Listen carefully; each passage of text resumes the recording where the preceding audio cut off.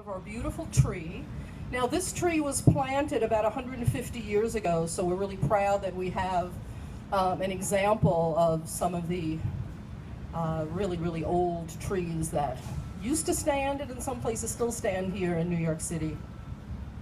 For those of you who are new to Flushing Council, we present global arts for a global community, multidisciplinary arts that engage and educate the global communities of Queens and New York City. Since 1979, we've supported local, national, and international artists, and as a member of the city's 33-member Cultural Institutions Group, also known as the CIGs, we steward Flushing Town Hall and we manage this 1862 landmark on behalf of New York City. So Flushing Town Hall is 153 years old. Flushing Council celebrates the history of Queens by presenting some of the finest jazz performances, and we're committed to arts education and hands-on learning. It's our mission to serve one of the most global communities in the world, and as I mentioned earlier, our mission is to present global arts for our global communities, and we've been doing that for over 35 years. This summer will be no exception. Sunday wasn't only Father's Day, it also marked the first day of summer, so we're here today to unveil all of the exciting programs in store for audiences at Flushing Town Hall this season.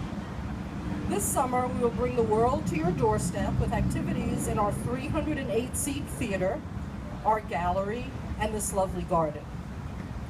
Audiences can enjoy a robust array of dance, music, puppetry, and activities that stretch not only the mind, but also the body, as you'll witness in just a few moments. Our summer season begins this July 1st with our popular monthly Jazz Jams. Held on Wednesdays throughout the year, these popular events attract students, jazz musicians, and music educators. So mark your calendars for the next jam, conducted in partnership with the homegrown Queens Jazz Overground. The hallmark of our programming is a cross-cultural focus, works that fuse or bridge different cultures, as well as larger programs that bring together presentations of art forms from different parts of the world. This July, we're proud to unveil a new 6-part lecture and dance workshop series. From July 9th to August 13th, audiences can explore the various forms of dance popular among the myriad immigrant cultures in the world's borough of Queens. Launching with a tour through Flushing led by Dr. Jack Eichenbaum, the series will explore dance from China, Mexico, Korea, and India. And the final event will feature tastes from each culture as well. For classical music fans, we have a new partnership with the Queens Symphony Orchestra, and they will hold salon concerts here on July 24th and August 7th, featuring carefully chosen classical pieces and interactive talks regarding the pieces and their composers.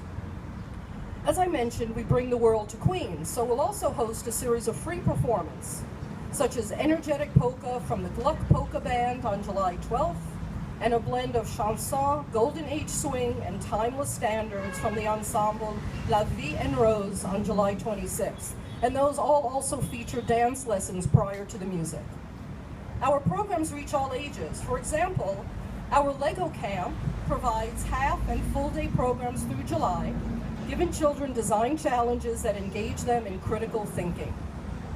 The youngest of children also will be amazed by the puppetry presentation of The Swan, La Cygne, by Montreal's Le Théâtre de Demain. Based on The Ugly Duckling by Hans Christian Andersen, this is a story about a little lost bird overcoming obstacles while searching for his parents.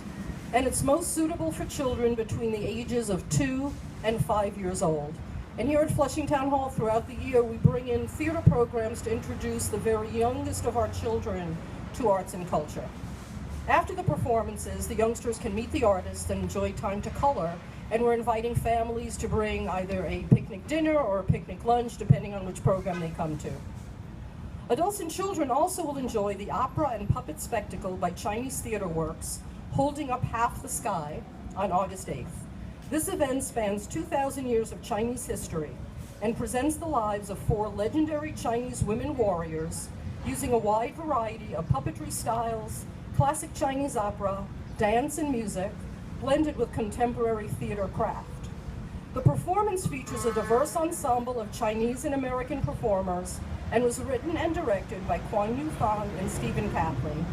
The two, in fact, worked on their performance performance here under our Space Grant program, which provides free space to performing artists.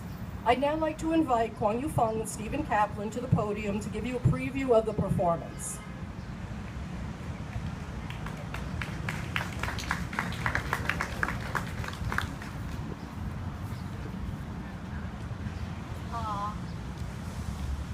Thank you, Ellen, to bring our program here. We are co-artistic director of, my name is Kwang Yu Fung. My name's Stephen Kaplan. Yes, and we create the show. We've been working in this form of fusing traditional Chinese performance with avant-garde style Western performance and creating our own original works that sort of bridge continents. Yes, we use traditional rod puppets, Peking opera, poetry, Shadow puppets. puppets, hand puppets, and also Japanese Bunraku style. and music and dance as well. Yeah, we are going to have live music from Junlin Wang, Gang Tian, and Zhang Peng. And also, we are going to use the new puppetry that you have never seen before, like using a fabric to create a puppet in front of the audience. And we also using human being as shadow puppets. And also we use Kai, so we have all different new elements to perform. While we use new kinds of staging elements, we're very interested in presenting ancient and historic material. So the show we're doing is based on 2,000 years of Chinese poetry and song and history. Yes. We are focused on the story of 4 famous women. Everybody in America know Hua Mulan because thanks for the Disney movie. But besides Hua Mulan, we also choose She Saihua and Qiu Jing and one more person to introduce to you Chinese hero. So what we'd like to show you our puppet figure of Sei Saihua. Yes, and also Dai Nuo to perform one of the hero Hong Xian. So we just give you an image of what we're going to do in the summer. And we're going to perform here at Flushing Town Hall August 8th. And right after performance, we're going to move to the Puppeteers of America National Puppetry Festival at University of Connecticut, my alma mater. We'll be doing this show as a featured presentation there. Yes, we are very proud because they are 131 troops apply for the festival, and there are only 21 troops being chosen, and this show is one of the 21 shows. Thank you so much. We're going to introduce to you the elements of our presentation. Thank you.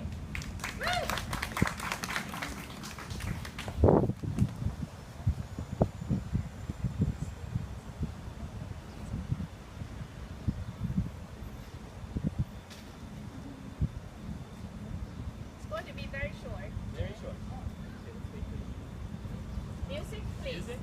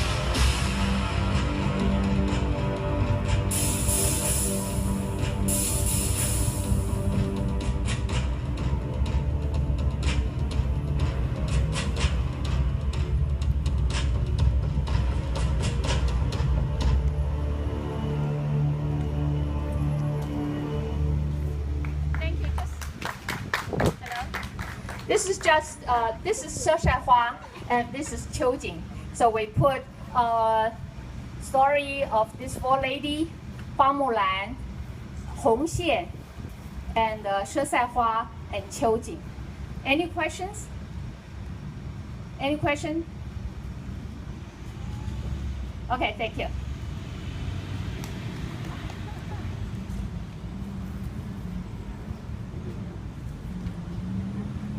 That was so great, thank you. You'll notice with that kind of puppetry, the puppeteers have to become friendly with one another really, really fast.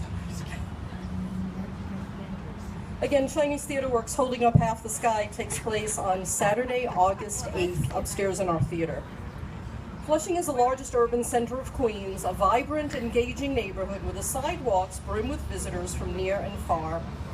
Many come to enjoy the food, but others come to explore the culture. That culture will be on full display at the 38th Asian American International Film Festival, which includes 3 days of presentations here at Flushing Town Hall from July 29th to July 31st.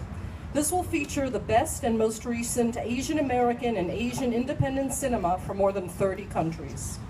Here to tell you about the festival is Executive Director John Wu. John, will you come and say a few words?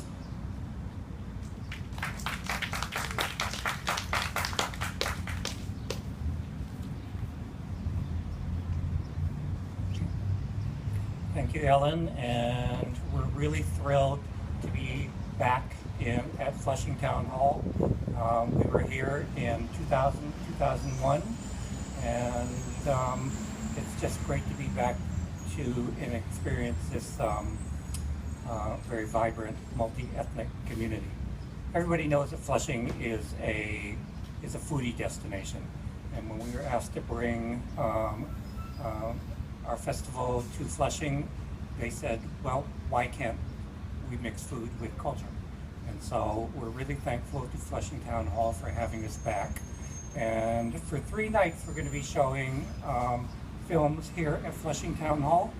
And for the first night, we're calling it the Health and Wellness Night. And we're going to be showing the classic Anne Wei film, The Simple Life, and that starts at 5 o'clock, and we're inviting the local health and wellness community to come and to show us what they have.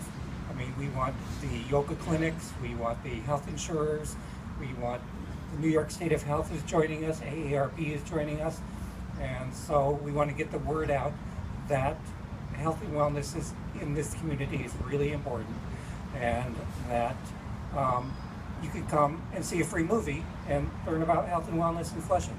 The next night is what we call the Made in Flushing night. These are movies that have Flushing as a location. And the feature film that we're going to show is a recent film, a B-level gangster movie called Revenge of the Green Dragons, which was released last year. And this is really its New York premiere, New York theatrical premiere. Also on that night, our friends from Swallowtail Studios are going to reveal their 4-part short film series around the feature, and that is going to start at 8 o'clock when the sun goes down. The next night that we're going to show is called Eat Well. Everybody knows that there's great food here in Flushing, and we want people to know about nutrition and other healthy choices. And so we're going to show Grace Lee's film called Off the Menu, Asian American, where she explores the search for Asian American identity through food, and it's produced by our partner organization, Center for Asian American Media in San Francisco, and it'll be its New York premiere. Otherwise, besides this great program we're going to have at Flushing, we're kicking off the week on Tuesday with a free screening at Flushing at the Queens Botanical Garden, and there's a rumor there may be some food trucks involved. On Friday or on Saturday, we're going to be at the Flushing BID Street Fair, and we'll be giving out free passes to come and visit our short film program, which we'll be showing at the Sheraton. And so, what's not to like? We got food, we got free movies. We hope to see you in the week of the last week of July. Okay, thanks so much. Any questions? Great, thanks.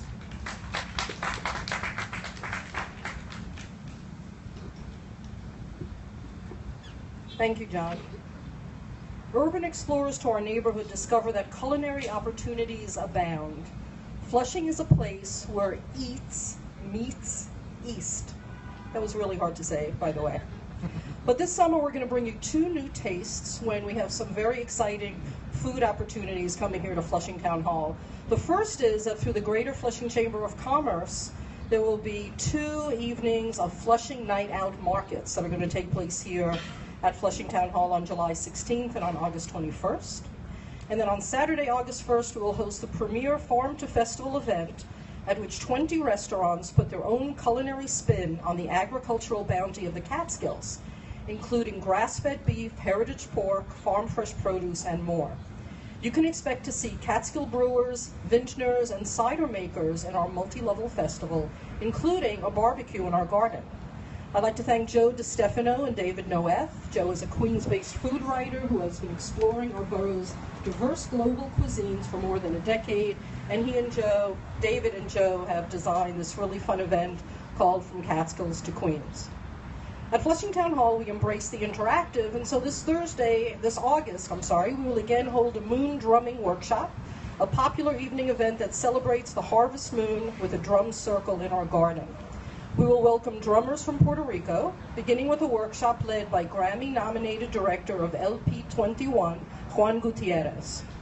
Now, if you want some inner peace instead, you can join us here in the garden for yoga, complete with an interactive musical performance.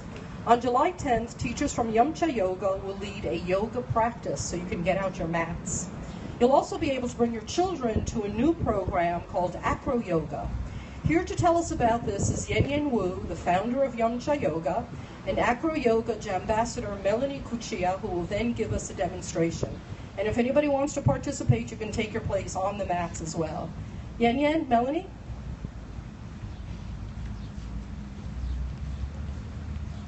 Hi everyone, I'm Yen Wu, this is Melanie Cuccia, and this is Kai Kai.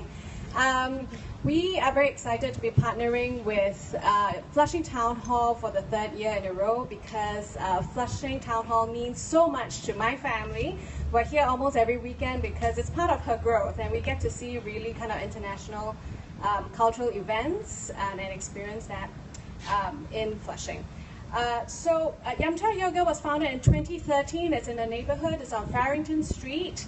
And the goal has always been to bring some of the finest teachers across New York City to Flushing so that the community here can have a high quality yoga experience. We're also very excited this year because the UN on June 21st on Sunday just declared the International Day of Yoga.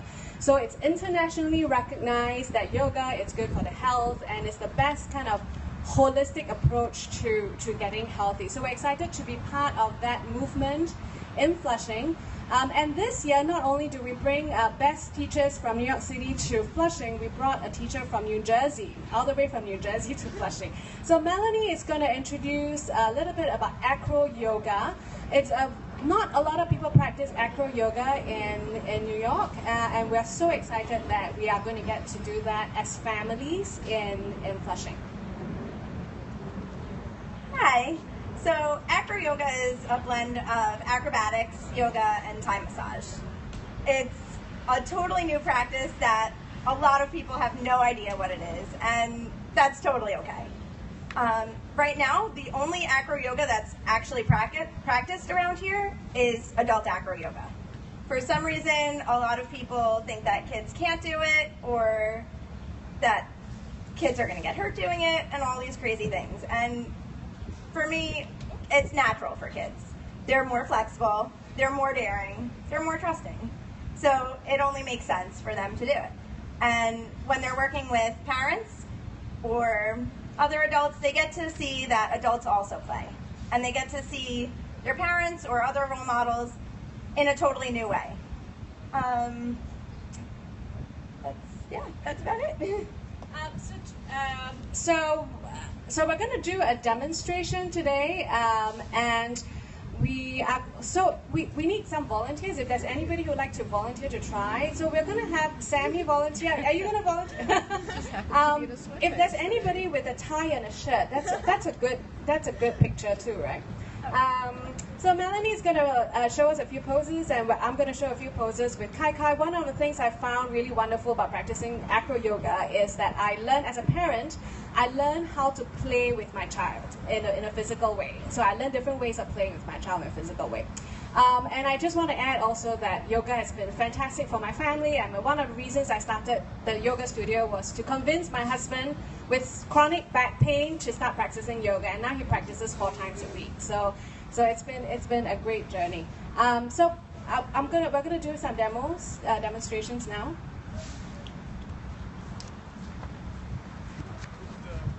I'm okay on the mat. No, but you want to move the mat over here so that we're here rather than over there? Well, I mean, I can just lay on it.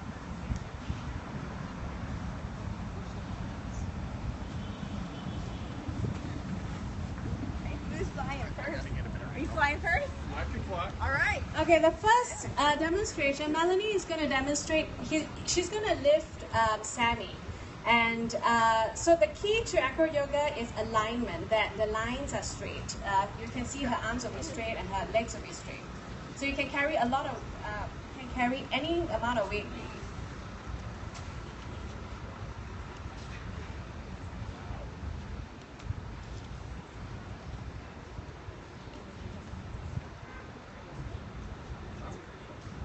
You will also see them talking to each other and communicating about the weight and so on with each other. So one of the benefits of acro yoga is its benefits in terms of communication.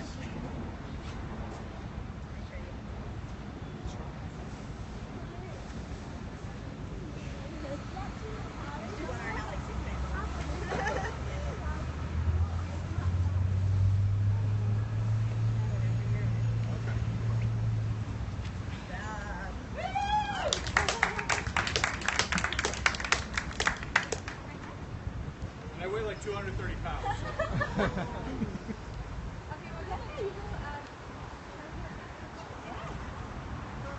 You're on my feet, she's on my feet. You're coming up first. You're gonna come into that shower.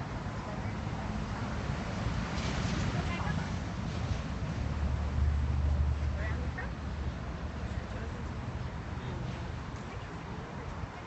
You put one foot right here and one foot here. Oh, shit. There she goes.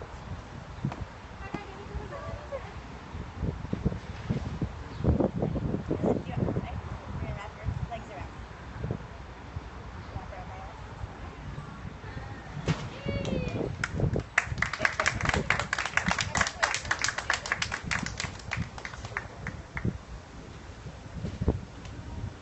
Can you guys hold hands? Yeah, that way.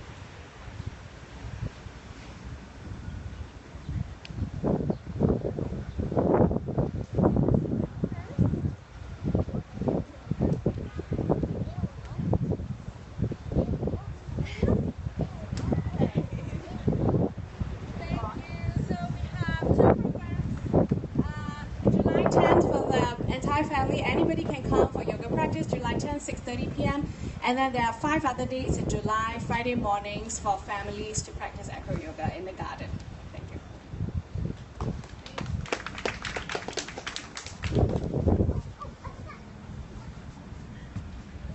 That was really awesome, and I also want to thank our intrepid deputy director. You know, it's not easy to be the deputy director of an arts and cultural institution in New York City. You have to be really, really flexible. And actually, Sammy, I took some great photos, and I know some people in city government we can send those photos to. They'll know that you're not to be messed with. So we hope that we've demonstrated for you today the full range of some of the wonderful activities that we have for people of all ages to enjoy at Flushing Town Hall this summer. You can find details about all of the events. Some are free, some are at very affordable rates. You can go to our website, flushingtownhall.org. And we hope that you'll make the summer an opportunity to further explore all the wonderful programs that take place here in Queens and discover the world of arts and culture here at Flushing Town Hall. If you have any questions, I'll be here, and some of the people who made demonstrations will be here as well, and we're here for questions and answers. So thank you again so much for coming. Let's do a quick photo op.